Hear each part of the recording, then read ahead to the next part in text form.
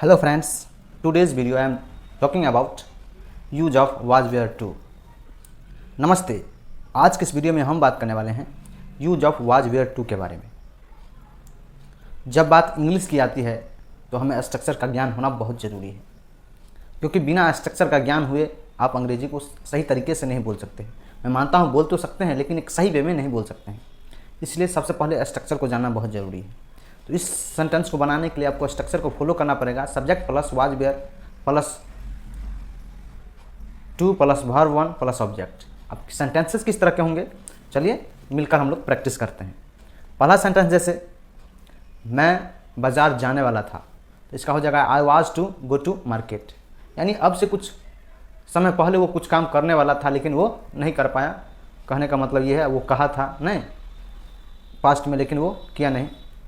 इस सेंस में हम लोग वाज वेयर टू का इस्तेमाल करते हैं। जैसे वह दूध पीने वाला था, ही वाज टू ड्रिंक। वह सोना खरीदने वाला था, he was to buy gold. वह चांदी खरीदने वाला था, he was to buy silver. वह एक साड़ी खरीदने वाली थी, she was to buy a sari. हम लोग दिल्ली जाने वाले थे, we were to go to Delhi. ध्यान रखना है वाज वेयर का ही इस्तेमाल करना है, इज एम आर इसमें नहीं होगा। मैंने पिछले वीडियो में इज एम आर के बारे में बात की है, आप लिंक में दिया गया डिस्क्रिप्शन या आई बटन पर भी जाके आप देख सकते हैं। तो वाज वेयर का इस्तेमाल करना। और कुछ सेंटेंस देखते हैं। जैसे मैं मोबाइल खरीदने वाला था, I was to buy a mobile. वह एक कार खरीदने वाला था, he was to buy a car. हम लोग कॉलेज जाने वाले थे, we were to go to college. हम लोग यूनिवर्सिटी जाने वाले थे, we are to go to university. हम लोग मिलकर एंजॉय करने वाले थे, यानी साथ साथ मिलकर एंजॉय करने वाले थे, we were to enjoy each other या टुगेदर।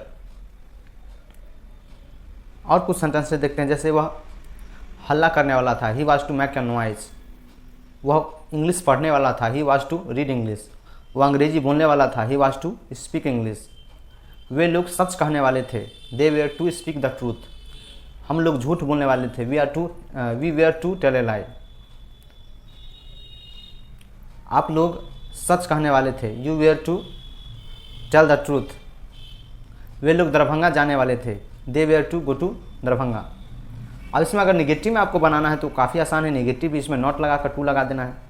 जैसे मैं कहूँ वह चाय नहीं पीने वाला था, he was not to take tea. वह क्रिकेट नहीं खेलने वाला था, he was not to play cricket. वह सिनेमा नहीं देखने वाला था, he was not to watch cinema. वह सुबह में नहीं उठने वाला था, he was not to get up in the morning. वह सड़क पर नहीं टहलने वाला था, he was not to walk on the road. वे लोग चावल नहीं खाने वाले थे, they were not to take rice. Eat rice या टेक राइस दोनों इस्तेमाल कर सकते हैं, जो आपको अच्छा लगे। वे लोग शराब नहीं पीने वाले थे, they were not to take wine. हम लोग समय पर स्कूल जाने वाले थे, we are were to go to school at time. वे लोग समय पर इस काम को ख़त्म करने वाले थे, they were to finish this work at time. हम लोग लैपटॉप खरीदने वाले थे, we were to buy a laptop. हम लोग कुछ कलमें नहीं खरीदने वाले थे, we were not to buy some books some pens. किताबें रहेगा तो बुक्स, कलमें रहेगा तो पेन्स। ध्यान रखना है जब हम लोग प्लूरल में इस्तेमाल करेंगे तो उसमें एस लगेगा, जैसे पेन का पेन्स, बुक का बुक्स, इस तरह से।